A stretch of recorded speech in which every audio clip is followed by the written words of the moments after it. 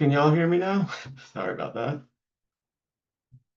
Thank you. All right, sorry about that. Good morning. Welcome to WO-OSINT, my OSINT privacy and the search for Nature Boy. Uh, my name is Danny Mark.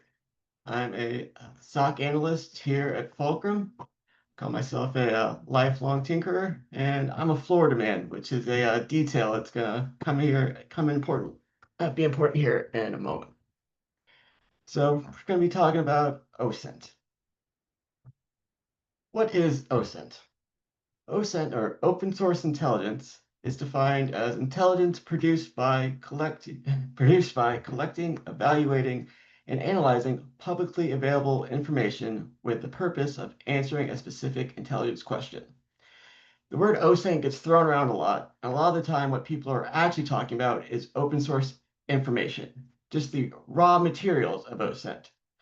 For something to be in open source intelligence, really just intelligence versus information, it has to be the product of analysis with a purpose. You need to be creating actionable intelligence. You have to have a going with a goal and giving context to this information that you've gathered, be it in the open source, from the open source or closed source, private sources. So you said, oh, one example is simply saving someone's friends list. That's just information. That's not intelligence. But if you have a purpose of like, what is this person's social network, and you're looking to find their network, find who their friends are for a purpose of, say perhaps, get leverage on them, then that's intelligence. Questions are like, why does this data matter? So that's what makes something intelligence as opposed to just information. Brings us next to Nature Boy. Some of you might remember him, Ric Flair, a professional wrestler for 50 years, considered by many of his peers and journalists as the greatest professional wrestler of all time. You may know him from a great quote of, "You're talking to the Rolex wearing, diamond ring wearing, kiss stealing, woo, wheeling dealing, limousine riding, jet flying son of a gun. And I'm having a hard time holding these alligators down. Woo!" That clip's been sampled all over media, over songs, all over the place. Sometimes I listen to it to get me pumped up for stuff, but why does this matter? So, a few years ago, I was just flipping through Instagram, kind of doom scrolling, and I come across this video of Ric Flair. Looks a little bit different today. And I noticed this Marriott over his corner. I get a little bit distracted by it because, as I said, I'm a Florida man, and that Marriott looks awfully familiar. That's because it is the JW Marriott Water Street here in Tampa, Florida. So you can see, yeah, you can see the picture here. There's got a certain sight line onto the skinny side of that building. And pull the map. This is from the Google Maps I was looking at on my phone. So trying to figure out, all right, what can I do with this information? Can I figure out where he actually is? So I'm just saying, I'm not taking this too seriously. So get on Google Maps on my phone. So what we're looking for, we're trying to pull sight lines. So what do I need? I need a building I need another building that's looking at the JW Marriott, Marriott Water Street, Tampa, uh, on the skinny side with high enough elevation for it to be pretty much level. So get on Google Maps, pull on the 3D buildings. All right, we found on here one on Bayshore Drive, Burn Street. Go on to the street view. You can just kind of see it there. Just little, it's hard to make out, but it's there on this picture on the side. And as you can see, the copyright there is 2023. These are the screen caps I took a couple years ago when I was doing this, just bored one evening. So I got a good guess. This seems like a plausible option for where he could be taking this video. I'm wondering, how can I confirm this guess? Luckily, the state of Florida has you covered. See, in Florida, if you're a registered voter, your home address is a matter of public record.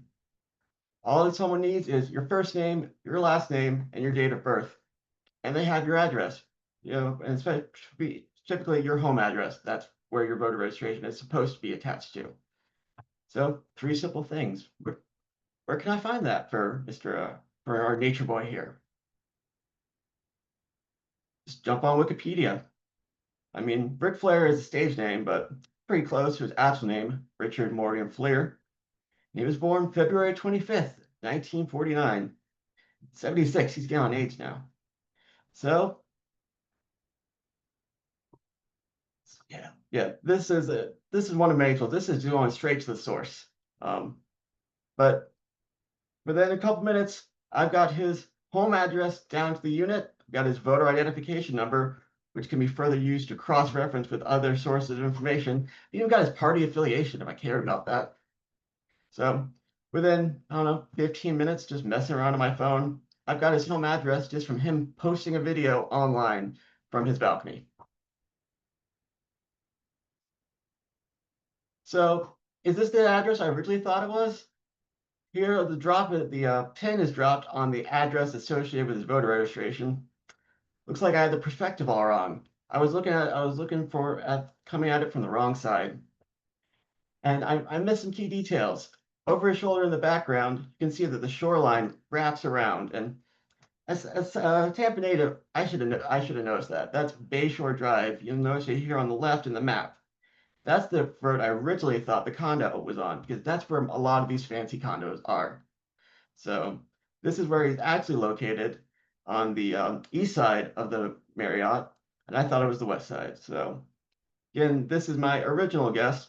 So not bad. Just it turns out he was a little bit closer than I thought. But so some of you might recognize these techniques, like, oh, see somebody, see a Google Street View, Google Maps picture, try and figure out where you are. It's because there's been a game made out of this called GeoGuessr. It's super popular on streaming services like Twitch, where somebody gets online, you get dropped onto Google Street View, you can move around, look around, try and figure out where exactly you are, and then you drop a pin anywhere in the world, and you get to find out how close exactly you were to that guess. Now, some people, some of us, we'll click and click, look around until we can find something. But first off, what are we looking for? What can help us determine where we are? A lot of identifying markers that can, kind of help you narrow in. Big one is language. I mean, sure, a lot of the world speaks English, but a lot of the world doesn't, so that can really help you narrow it down. License plates are very distinctive. They're usually going to be censored on Street View, but even then, you can still generally tell the design. As you can see at the picture at the top here, the blurred view is still fairly distinctive. A lot of the EU plates are going to be fairly similar. As you can see, the blurred view, it's pretty hard to tell the difference between a GB plate, Great Britain, as any other country, but you can at least tell you're in Europe. Street signage, that is generally going to be very distinct country by country. Another thing people don't consider is that power lines. These are generally, just another distinct factor, and vary not only by country, but also by region in these countries. Obviously, architecture, that will give you regions, age of a place, the types of roads, what material they're out of, are you on a dirt road, what kind of markings, what style of markings, what side of the road is the, usually Google Street View is kind of, it's those little cars with the cameras on top. Am I on the right side of the road? Am I on the left side of the road? Which direction is traffic going on? That really helps narrow it down. Taxis.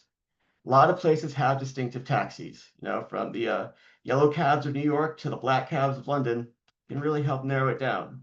And then foliage, am I in a tropic area? Am I in a more northern latitude? Really narrows it down. But even then, most of us, we're gonna need to look around a while, poke around, click, click, click, wait till we can find a street sign, find something, maybe a sign that will say where exactly, hey, this is the Tampa Marriott, something like that. But some people, they're really good at this. You might recognize this guy. He goes by Rainbolt. He seems to have a preternatural ability to guess locations. So this is a little compilation of him Is this guessing. low-key Canaries or? So let's just give him a few minutes. Yeah, I'm gonna go A Canaries. minute or two. What island though? He doesn't even look. He doesn't click around. Just the single, Yeah, that's just a good guess. the initial place he's dropped, and he knows This where is he is. Russia, like Western Russia. usually within Yeah. sometimes, a couple hundred kilometers, sometimes within dozen Is less this or ever less VNT? kilometers. I'm gonna go VNT in here.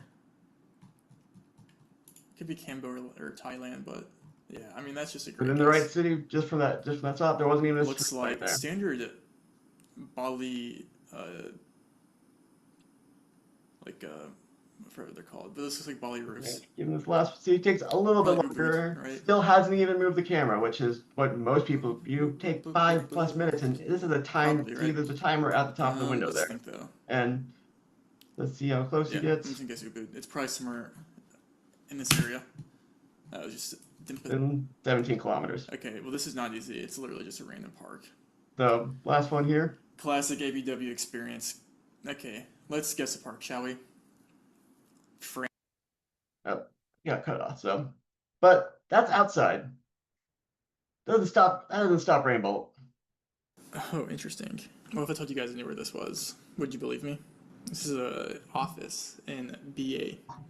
He, again, not even looking around. Also, I didn't know before this that Street View Language had classroom. Oh, this is one of those indoor northern inside Canadian buildings, but cities. What language is that? here they Is it are. like one I of guess these? it turns out they're sending around people There with is. backpacks with Wait, did I cameras. just find the school? This guy Oh my is god. within the right Oh, town. flight. Also I've never had to inside guess a of flight planes, before, apparently. but we're guessing the People are flight. uploading Why does it these, look and like a Thai Airways let's flight? see if you can figure it out. It looks like a Thai Airways airplane. So they were in Suvarnabhumi. We could be in Damuang, but I'll guess Suvarnabhumi. Assuming it's even right. Oh my gosh. Got the right airport. So, what can you do? What are some real implications of this? Some of you might remember the 2013 Sofia Coppola film featuring Emma Watson here of some zany high school friends who decide to get up some hijinks and break into some celebrity homes. That was based on these people. 7 teenagers and 20-somethings who stole between October 2008 and August 2009, stole approximately $3 million in cash and belongings from a series of high-profile celebrities. They use things like they use Google Maps to figure out where they lived and use social media to figure out when they wouldn't be home. Because the celebrity, everyone's posting, "Hey, I'm at this party. Oh, I'm out at Cannes for music for the movie festival." So, they're in France. They're not home. Seems like a great time to break into their house. So, some of their victims were Paris Hilton, Orlando Bloom, Megan Fox, Lindsay Lohan, among others. And this wasn't even really for money. This group targeted well-known figures based on their fashionable taste for style and fashion and big lifestyles. As we saw, a lot of these groups are teenage girls. They wanted their stuff. Quote, one of the perpetrators literally said, mainly because women wanting women's stuff was the motivation for these crimes. One of the other perps referred to their capers as going shopping. The actual target of the Orlando Bloom break-in was his girlfriend at the time, Miranda Kerr. Again, they just wanted their fancy clothes and bags. So, can we use for some of these tactics and techniques for good? Some of you may have heard of Bellingcat. Bellingcat is a independent investigative collective of researchers, investigators, and citizen journalists brought together by a passion for open source research. That's from their own website. So they're a Netherlands-based investigative journalism group specializes in fact-checking open source intelligence. They were founded in 2014 by Elliot Higgins, a former blogger, who started publishing his research into footage on the Syrian civil war. This guy literally got into arguments in the comments section and started blogging about it. And now we have one of the most well-respected fact-checking and open source journalism organizations in the world based on somebody that's just literally arguing in the comments. So their first major investigation, was Malaysian Airlines Flight 17. On July 17, 2014, flight MH17 left Amsterdam en route to Kuala Lumpur.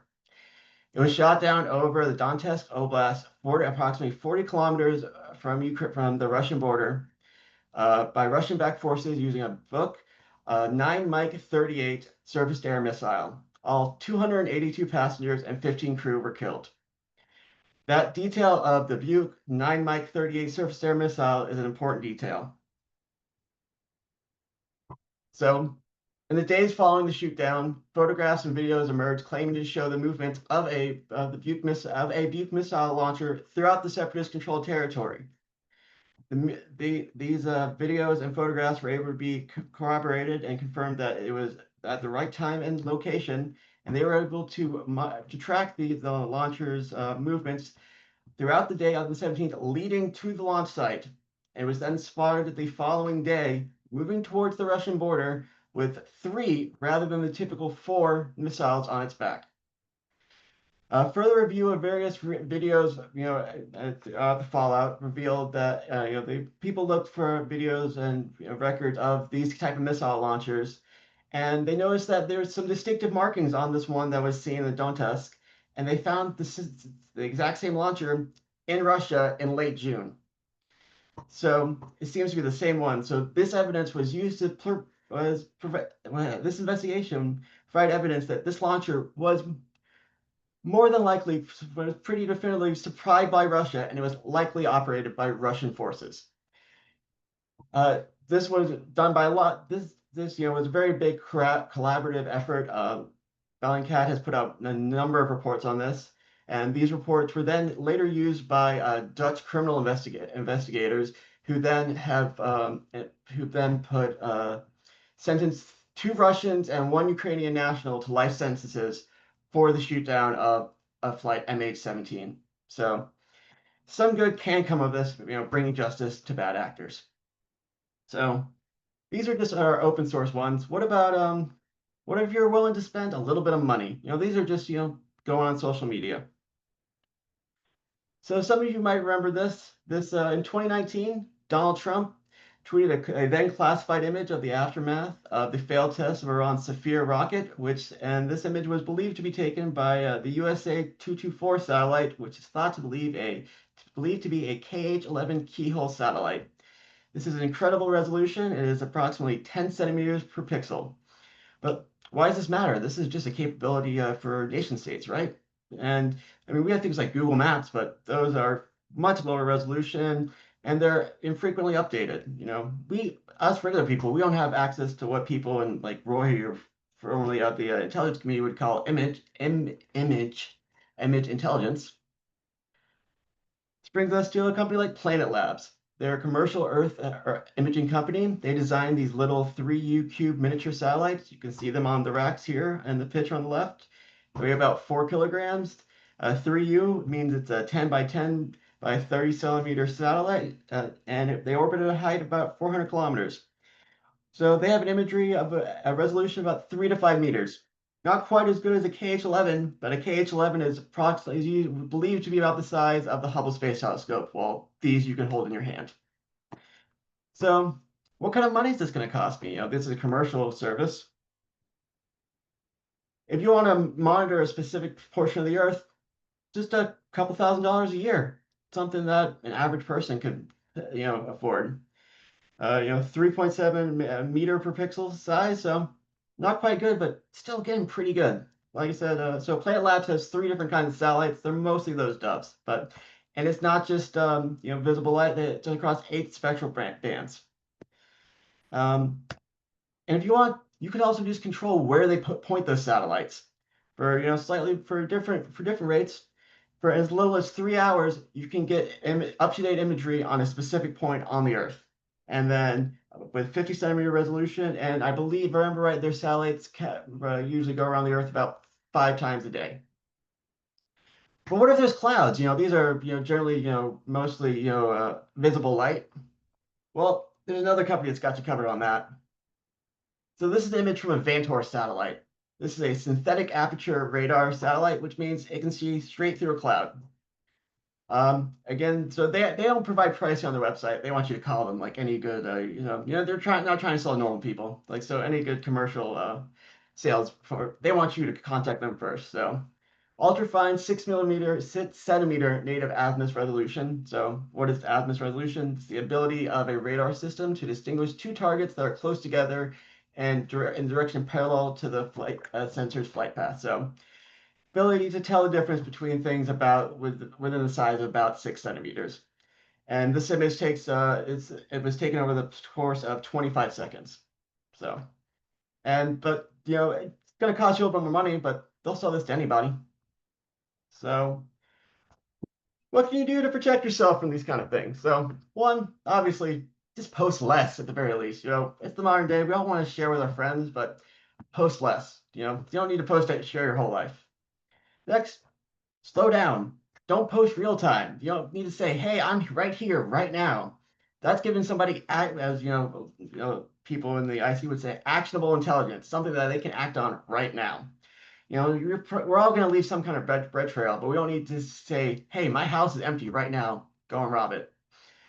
Reduce identifying factors. As Roy said in the physical pen testing talk right before this, they'll take pictures, of work IDs and stuff, and they can just go print out copies of them to impersonate them. And people love to post pictures all over social media, and so if you got your lanyard hanging off, somebody can just look at that and see what your work ID is supposed to look like. Go make a copy. Next, scrub your metadata from your photos. There's a lot of information usually embedded inside of a photo besides just the photo itself. This can include the date and time taken, the device the photo was taken with, and even the GPS coordinates showing exactly where that photo was taken. Um, Real quick, back on identifying factors. Be aware of what's in the context of the frame. Like, are you showing the buildings around you, signs, all this kind of thing? And finally, set your profiles to private. You don't need everybody to be able to see your stuff. Have it so at least and maybe it's not just your friends and family, but at least you have some idea of who is able to see what you're putting out there, and at least had some barrier to entry. So that's all I got for y'all. Thank y'all for joining me in this exploration of OSINT, OSINT, and some of the commercial capabilities are available out there. If you got any questions or comments, post them up in chat. And real quick, after this, there's the Vendor Expo is at 10:10, and we're giving away a drone to a lucky person who visits all the sponsor booths. So go check them out and talk to our great sponsors. So, anyone have any questions or comments? Give it a minute.